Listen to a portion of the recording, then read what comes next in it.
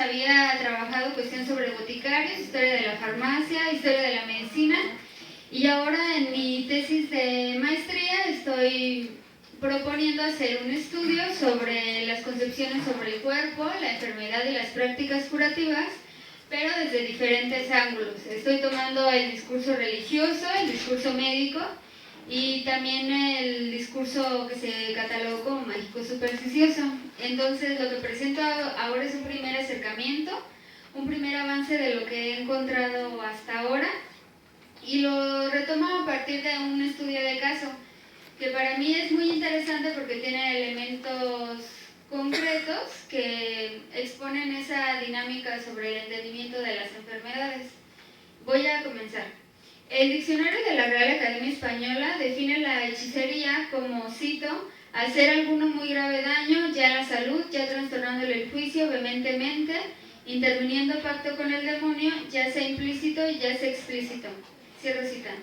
Esta definición asocia el arte mágico con la magia amorosa o el uso de ella para obtener alguna venganza. Por lo tanto, la hechicería tenía como característica el control y uso de poderes mágicos que estaban dirigidos para afectar a otros y obtener fines concretos, ya fuera para la búsqueda del amor o bien como venganza por malos tratos o pleitos. Esta última fue la razón explícita por la cual Diego de la Cruz dañó a José Polito, hijo de Miguel de Aparicio, quien se encontraba enfermo. Los actores históricos que intervienen en este documento, fechado en 1731 en la ciudad de Valladolid, eran vecinos del barrio de San Juan, uno de los barrios circundantes a esta ciudad, donde fueron depositados y organizados los grupos de indios, afrodescendientes y el resto de la población mestiza, constituyendo un tejido social enriquecido y arraigado por un legado cultural concreto. A pesar de la vigilancia del discurso dominante que no pudo evitar ni disminuir la existencia de este sistema mágico supersticioso apropiado por los grupos sociales.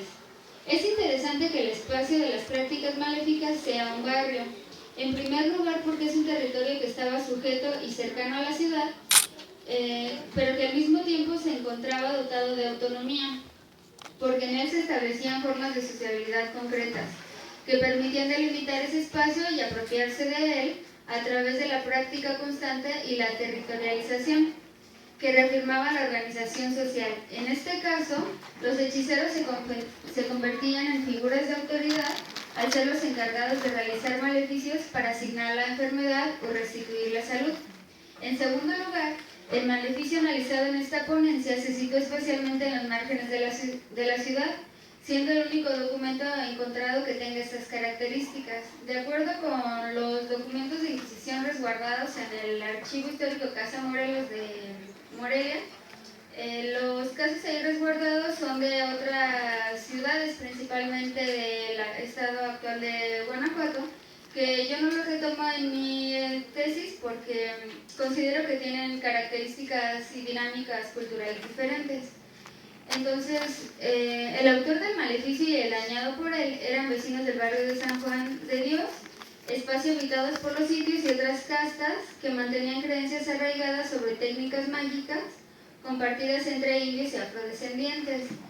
Estos últimos han sido considerados como portadores y ejecutores de materiales, instrumentos y ritos concernientes a elementos supersticiosos, pero también se debe considerar la influencia y recepción en otros agentes históricos que los aceptaron y adaptaron a sus condiciones contextuales. Aunque la posición discursiva de las autoridades era rechazar y dirigir esfuerzos para suprimir estas prácticas, pero al mismo tiempo la concebían como una práctica arraigada entre los pobladores. Ello permitió otorgar significado y sentido a esas prácticas que formaban parte de un legado cultural de larga data que se esparció entre los pobladores vallisoletanos, que comprendían una población minoritaria de españoles y mayoritaria de indios, mulatos y negros.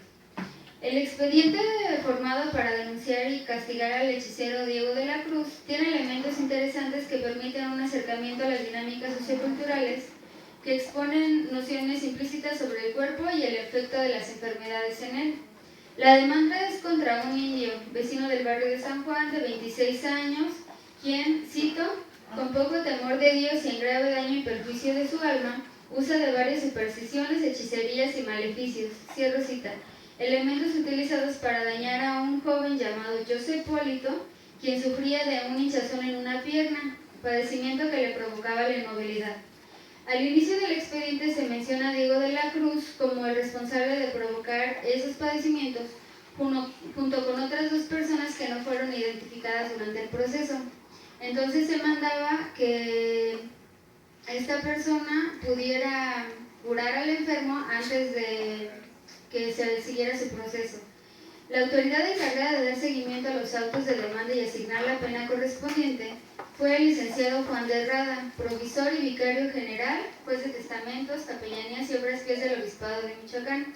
Por lo tanto, en su discurso mantiene una posición tajante para que se resuelva el padecimiento del enfermo y se castiga al indio transgresor. Es decir, el discurso que estaba proponiendo este personaje es que primero, o lo primordial, era que se pudiera curar al enfermo, que se sanara y posteriormente se dedicaran a castigar al indio que lo había hechizado, evitando que la falta quedara impune, pero sobre todo para que sirviera de escarmiento y a otros de ejemplo.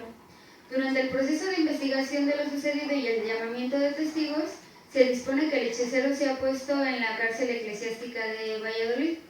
El primer testigo llamado a declarar fue Miguel de Aparicio, indio ladino, casado y padre de José Polito, quien se encontraba afectado de un hinchazón en una pierna.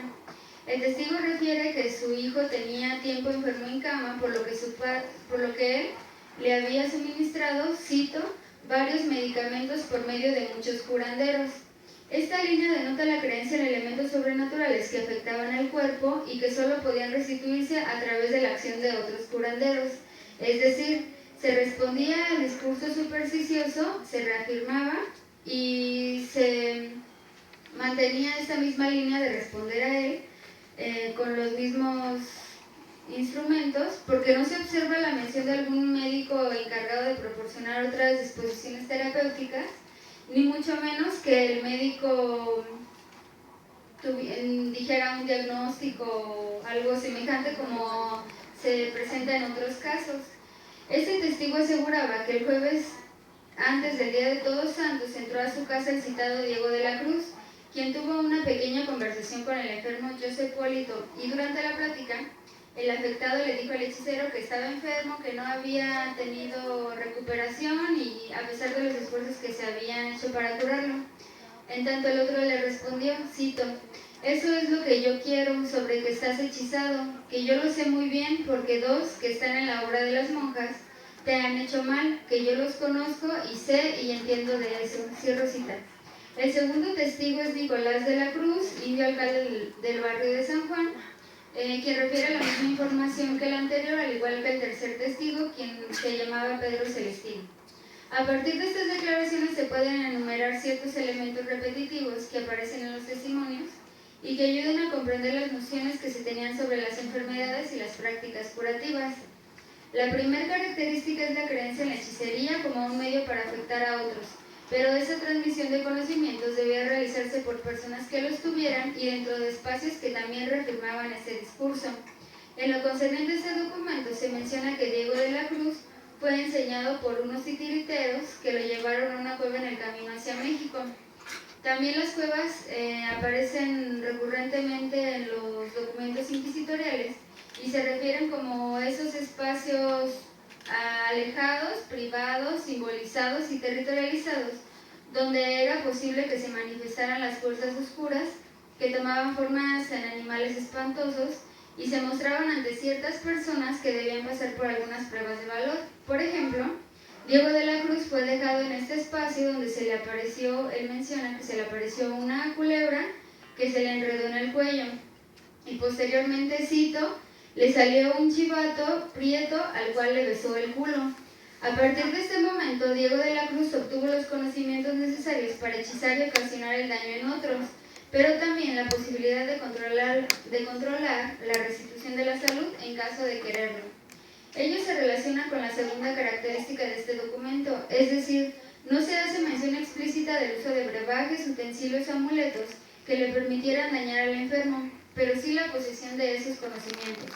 Por lo tanto, en ese expediente se muestra una concepción sobre la enfermedad que correspondía a diferentes discursos, es decir, muestra esa influencia de elementos sobrenaturales que podían afectar la salud de los vallisoletanos, pero el discurso supersticioso muestra ese control que una persona podía tener para dañar a otros, a través de poderes adquiridos por pactos con el demonio y el aprendizaje de la hechicería, causando la enfermedad o daños que influían negativamente en el estado corporal.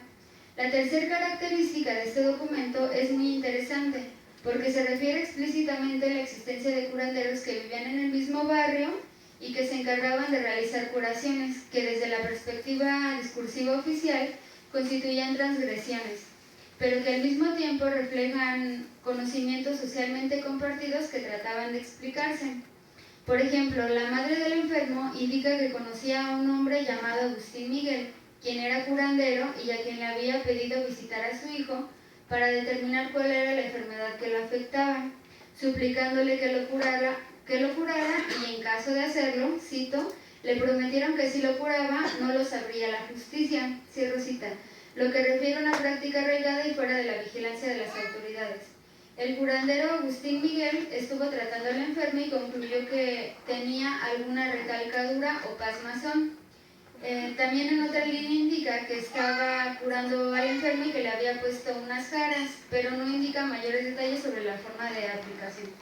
El curandero Agustín Miguel tenía más de 80 años y al parecer poseía diferentes conocimientos para curar.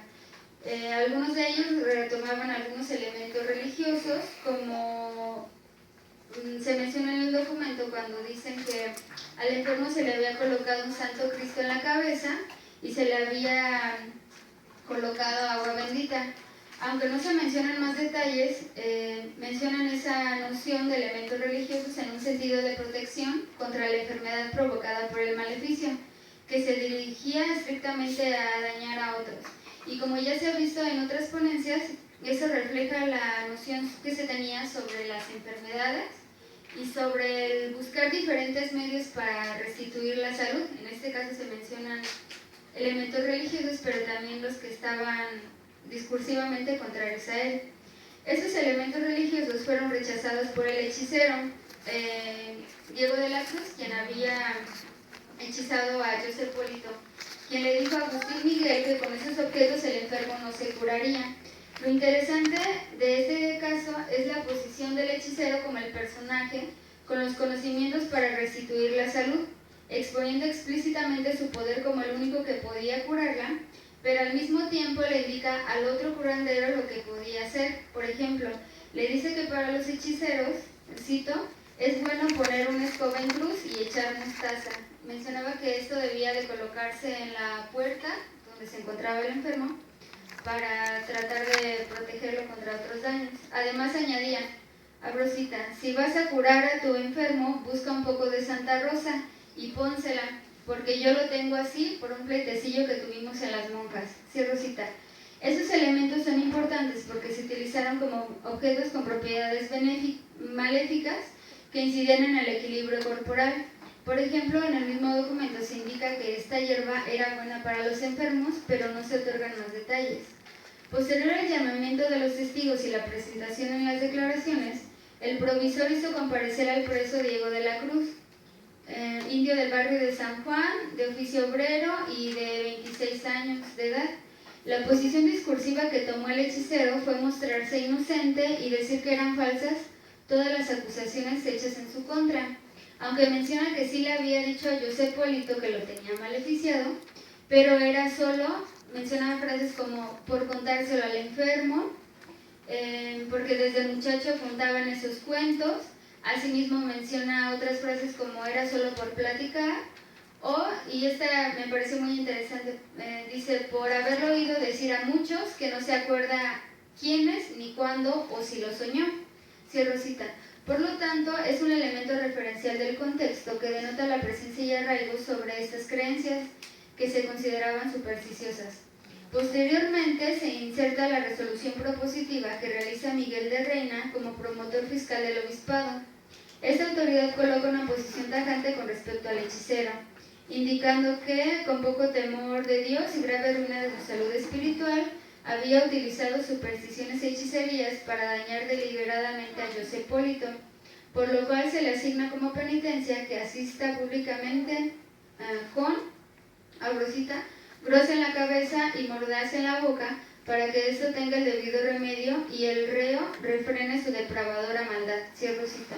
Al final del documento se indica la sentencia final, que consistía en dejarlo en libertad de la prisión, que trabajara como peón por un mes en la obra de las monjas, que era donde supuestamente él había aprendido a hechizar y se le había transmitido sus conocimientos. Se le iba a pagar un real diario por su trabajo, y las autoridades mencionaban que debían ayudarlo como de cierta manera porque era sumamente pobre. Asimismo, se le ordenó asistir a misa por 7 días en la capilla de San Juan, y en una de ellas Diego de la Cruz debía estar, abrosita, en pie con una vela en la mano para que sea distinguido de todos los que en ella concurrieran. Cierro cita. También se le indicó que si volvía a incurrir en estas creencias sería castigado severamente. Como consideración final, puedo decir que la salud y la enfermedad son estados corporales que se explican y dotan de significado a partir del marco temporal y espacial de las sociedades, porque cada una de ellas construye nociones sobre el cuerpo y los elementos que lo afectan. Asimismo, otorgan explicaciones y justifican prácticas, en este caso concernientes a la curación. Estos conocimientos se difunden entre sociedades a través de los discursos, que yo los entiendo en mi investigación como sistemas válidos de conocimiento porque funcionan como un medio explicativo de la realidad. Sirven como piedra angular en la conformación de los valores sociales y dotan de significado a esas acciones, que oscilan entre la aceptación, la hibridación y la resistencia. Además, se difunden a través de medios orales, escritos y simbólicos que se acoplan a las sociedades. Asimismo, el discurso supersticioso tenía su propio régimen de verdad, que le permitía comprender el cuerpo como un elemento frágil y proclive al daño de los elementos sobrenaturales que una persona podía controlar para dañar a los otros. Al contrario del discurso religioso, que concebía la enfermedad como un castigo divino que debía restituirse a través de la medicina espiritual, o también en contra del discurso médico, que lo consideraba como un desequilibrio en el funcionamiento de los humores, que se veían afectados por el contorno cultural. Entonces, en estas prácticas y en estos documentos nos podemos dar cuenta de esa divulgación entre los discursos y su unión en las prácticas cotidianas. Gracias.